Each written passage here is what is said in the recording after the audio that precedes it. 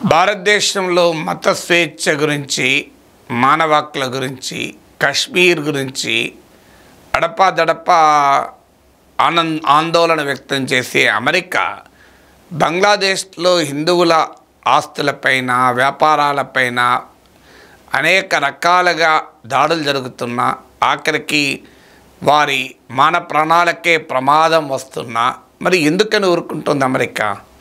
America ఇప్పటివరకు స్పందించింది ఏంటో మీరే చూడండి. We're going to continue certainly to monitor the situation. I don't have anything else to add to say beyond that. But when it comes to any type of human rights issues here, the president has been very consistent in speaking loud and clear in public and also privately. Don't have anything, and he'll continue to do that, but don't have any specific engagement to speak to at this time. అంటే మేము పరిస్థితిని గమనిస్తాం, మేము చూస్తూ ఉన్నాం, ప్రభుత్వము చర్యలు తీసుకోవాలి ఇలాంటి స్టేట్మెంట్లకే పరిమితం అవుతుంది తప్ప సీరియస్ యాక్షన్ ఎక్కడా కనబడలేదు.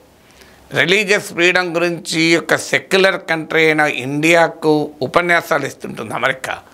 కానీ పాకిస్తాన్లో మైనారిటీలు, హిందువులపై కానీ, హమదీయులపై కానీ, హమదియాస్పై కానీ దాడులు జరిగితే మాట్లాడదు. మీకు బంగ్లాదేశ్లో మైనారిటీలైన హిందువులపైన, ఇతర మతస్థులపైన దాడులు జరిగితే అమెరికా సీరియస్గా స్పందించదు. దీనికి కారణం ఏంటి?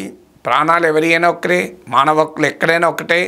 నిజంగానే మత స్వేచ్ఛ గురించి, ప్రజాస్వామ్యం గురించి, లౌకికవాదం గురించి ప్రపంచంలోనే అత్యంత శక్తివంతమైన ప్రజాస్వామిక దేశమైన అమెరికాకు ఆందోళన ఉంటే మరి బంగ్లాదేశ్ విషయంలో ఎందుకు చర్యలు తీసుకోదు?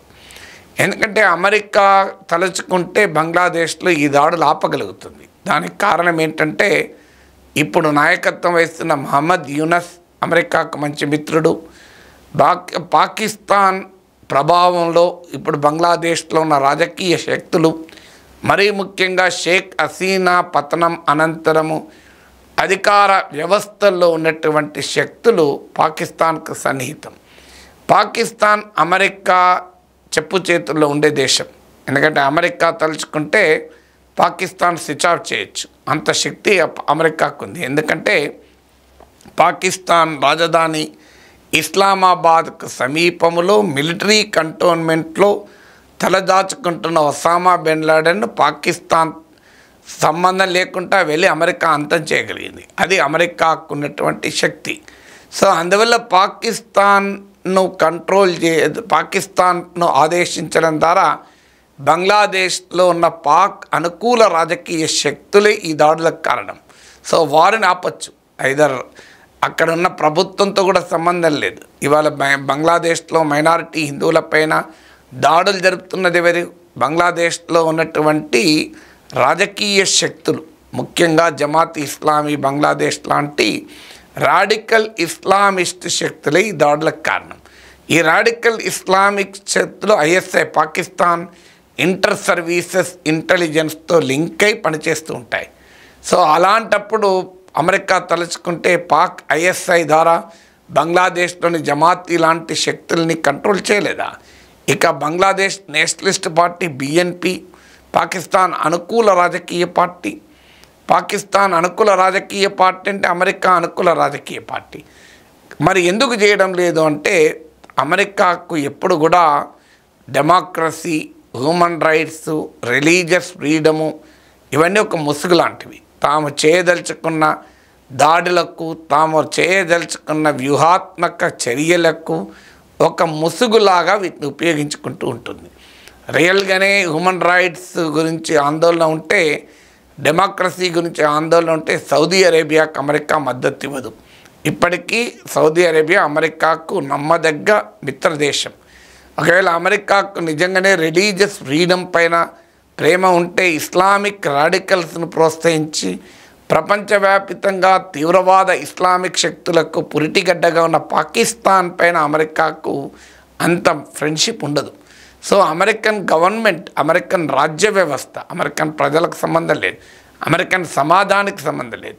అమెరికన్ రాజ్య వ్యవస్థ తన స్ట్రాటజిక్ ఇంట్రెస్ట్, తన మిలిటరీ ఇంట్రెస్ట్, తన పొలిటికల్ అండ్ ఎకనామిక్ ఇంట్రెస్ట్లకు మాత్రమే విలువిస్తుంది. పైకి చెప్పడానికి democracy, secularism, human rights, religious freedom వీటిని చాలా సెలెక్టివ్గా అమలు చేస్తూ ఉంటుంది. సో అది అమెరికా చరిత్ర. ఇక్కడ బంగ్లాదేశ్లో ఏంటంటే బంగ్లాదేశ్లో ఉన్న రాజకీయ పరిణామాలు ఇప్పుడు అమెరికాకు అనుకూలమైన పరిణామాలు.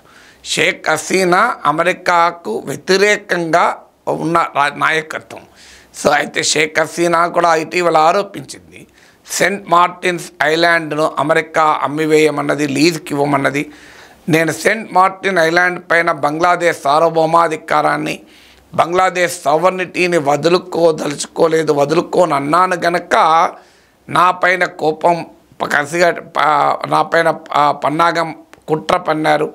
ఒకవేళ నేను సెయింట్ మార్టిన్ ఐలాండ్ కనుక ఇచ్చివేసి ఉంటే ఇలా నా ప్రభుత్వం పతనమయ్యేది కాదు అంటూ కూడా షేక్ హసీనా ఆరోపించింది. ఈ ఆరోపణలో నిజమెంతుందో తెలియదు, కానీ బంగ్లాదేశ్లో జరిగిన పరిణామాల్లో అమెరికా హస్తం ఉండవచ్చు అన్నది మాత్రం చాలా లార్జర్ కన్సెన్సస్, అంటే అంగీకారం ఉన్న అంశం. అందువల్ల అమెరికా ప్రత్యక్షంగానో పరోక్షంగానో బంగ్లాదేశ్లో ఉన్న రాజకీయ పరిణామాల వెనకాల ఉన్నమాట నిజం. అందుకే బంగ్లాదేశ్లో కొత్త రాజకీయ నాయకత్వం వచ్చాక మైనారిటీ హిందువులపైన జరుగుతున్న దాడుల పట్ల అమెరికా ఒక రకంగా ప్రేక్షక పాత్ర పోషిస్తోంది. కొన్ని మాటలకు పరిమితం అవుతుంది తప్ప ప్రేక్షక పాత్ర పోషిస్తోంది. అందువల్ల అమెరికాకు ఒకవైపు వాస్తవంగా భారతదేశం కూడా అమెరికాకు మిత్రదేశం, మన వ్యూహాత్మక భాగస్వామి. ఈ ప్రాంతంలో ఇండో పసిఫిక్ ప్రాంతంలో చైనాను నియంత్రించేందుకు జపాన్, ఆస్ట్రేలియా, భారతదేశాలతో కలిసి అమెరికా క్వాడ్ కూడా ఏర్పాటు చేసింది. అందువల్ల మన దేశానికి అమెరికాకు ఏం శత్రుత్వం లేదు, కానీ ఇండియాకు అత్యంత కన్సర్న్ అంశం ఉన్న పై కూడా అమెరికా కదలడం లేదు, మెదలడం లేదు. దానికి కారణం ఏంటంటే అమెరికన్ స్ట్రాటజిక్ ఇంట్రెస్ట్ బంగ్లాదేశ్ పరిణామాల్లో ఉండడమే కారణం.